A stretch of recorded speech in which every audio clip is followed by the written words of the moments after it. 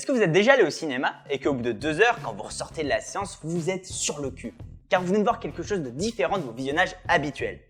C'est pas forcément mieux ou moins bien, c'est juste différent. Et bah avec Nightly News, c'est la première fois que j'ai ressenti une telle sensation avec de la BD. C'est écrit et dessiné par Jonathan Hickman et sorti chez Urban Comics.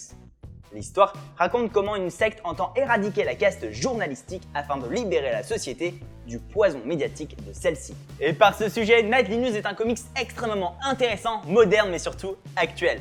Autant dans sa construction narrative qui est assez originale, mais surtout dans les dessins. Car ici, Hickman fait le choix de narrer une histoire qui parle du traitement de l'information.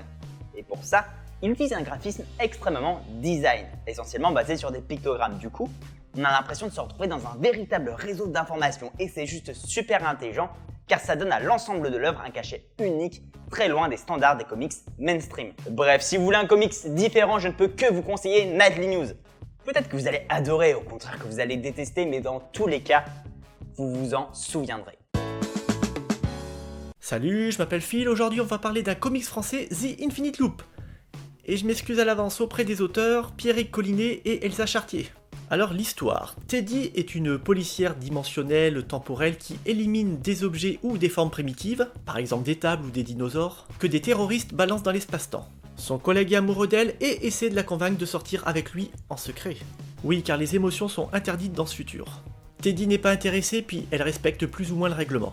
Jusqu'à ce qu'on lui demande d'éliminer une anomalie un peu particulière qui vient juste d'apparaître. Un être humain de sexe féminin. S'ensuit un coup de foudre et une fuite pour échapper aux autres policiers chargés d'éliminer les anomalies. A la base, le comic est censé être une ode à la tolérance et aux différences. Seul problème, je suis pas du tout rentré dans le trip. Est-ce que c'est mauvais? C'est pas ce que j'ai dit, hein. J'ai apprécié ce bouquin, mais pas pour les raisons que les auteurs auraient voulu. Qu'est-ce que j'ai ri, mais bon Dieu, qu'est-ce que j'ai ri? Entre les fugitifs menaçant l'espace-temps quand même, qui vont se réfugier dans l'appartement de la policière. What? La scène de cul alors qu'elles se connaissent depuis 2 heures à tout casser. What? Et la fin? Je vais pas vous spolier. Avec un double temporel qui arrive et qui tue un personnage pour motiver l'une des héroïnes, son double temporel donc, à sauver ce perso qu'elle vient de tuer. What?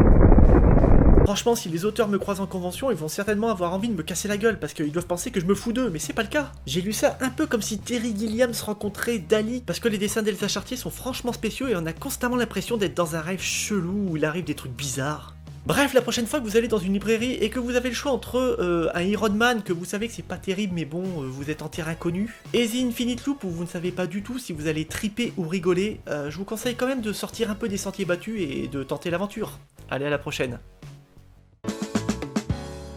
Avec Batman v Superman qui arrive au cinéma début 2016, le Chevalier Noir et l'Homme d'Acier risquent bien d'occuper le devant de la scène pour les mois à venir. Et pour ne pas être complètement largué quand on vous parlera de l'Homme de demain, il serait temps de lire Superman Anthologie chez Urban Comics. Regroupant 15 récits majeurs, extrêmement bien documentés et complétés par de nombreux textes et bonus, cette anthologie est tout simplement une mine d'or pour en savoir plus sur le personnage. De ses premières aventures dans Action Comics par Jerry Siegel et Joe Shuster à ses prises de position pacifistes dans les conflits actuels, Superman reste un symbole d'espoir, diffusant un message fondamentalement optimiste à toutes les générations. Superman Anthologie est un très beau livre, indispensable à la bibliothèque de tout fan de super-héros qui se respecte. Notez d'ailleurs que vous pouvez retrouver le livre dans un coffret édité par Warner Bros comprenant 7 longs métrages d'animation mettant en vedette l'Homme d'Acier, une idée cadeau à mettre de côté à l'approche des fêtes de fin d'année.